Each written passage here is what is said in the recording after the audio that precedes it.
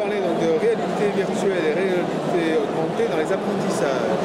Alors concrètement, parce qu'on sait que c'est compliqué d'en parler, qu'est-ce que la réalité virtuelle pour les apprentissages?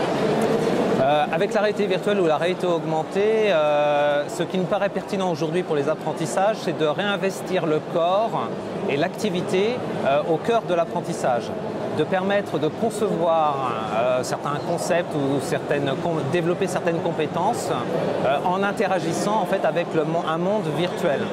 On parle de réalité virtuelle parce qu'il s'agit effectivement dans ces mondes qui sont numériques de pouvoir interagir avec ces mondes jusqu'à en oublier le monde réel physique qui nous entoure et de vivre une véritable expérience, d'où le terme de réalité, dans ce monde virtuel.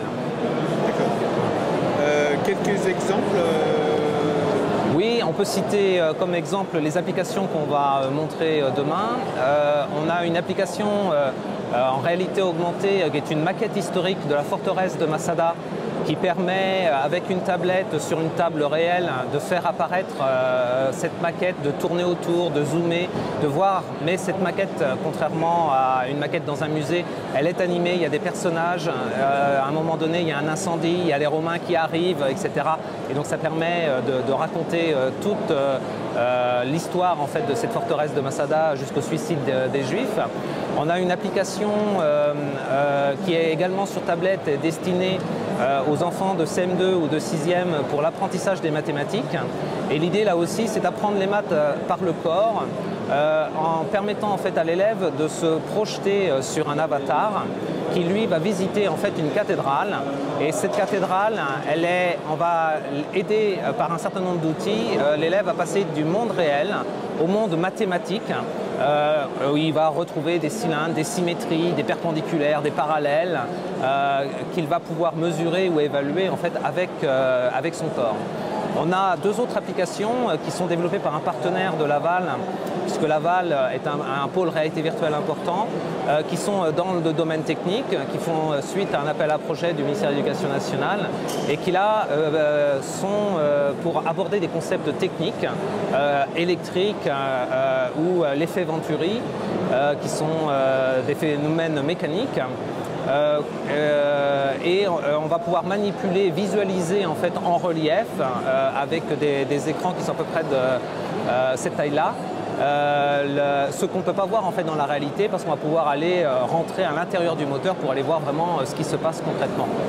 Et puis on a une dernière application qui, pour donner l'idée de ce que sera la réalité virtuelle en classe demain, avec un casque immersif très bon marché qui va être commercialisé à partir de cet été et qui permet de visiter un musée, mais non pas avec une visite 360 degrés comme on peut trouver sur des sites internet, mais de visiter le musée en interagissant en activité comme on peut le faire aujourd'hui dans un CCSTI par exemple, et donc de découvrir par l'action le contenu, les concepts, les mondes à découvrir.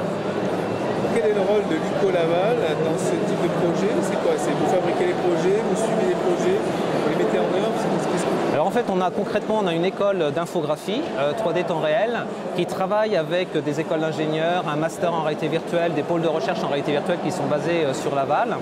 Et chaque année, nous réalisons 5 à 6 projets qui sont des démonstrateurs. Et donc je lance un appel à projet. Si quelque part des enseignants en fait ont une idée d'application qui serait originale, eh bien nous fabriquons en fait ces démonstrateurs en fait avec les étudiants pour valider la pertinence en fait de l'application et de l'usage, notamment pour les apprentissages.